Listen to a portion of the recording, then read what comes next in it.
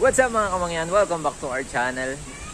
Itong video nga pa lang ito ay about sa Atomic Covert Bike Check and mabilisan lang ito. Hindi ko masyado binigyan ng effort kasi ako ay nagmamadali dahil magde-deliver ng kasoy.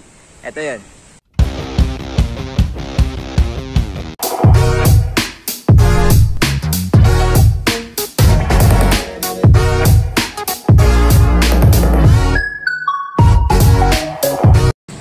Guys, available ngayon ng Atomic Covert sa No Choice.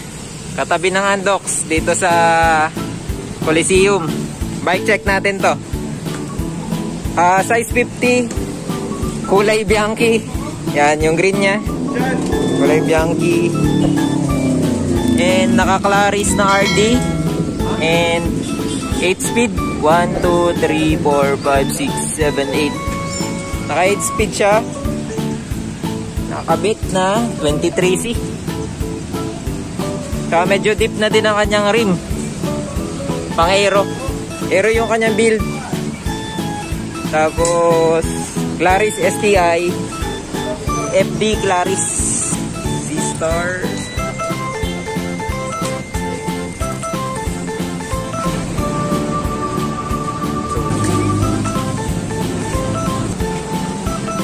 $25C pala. 26. Aero. To 90.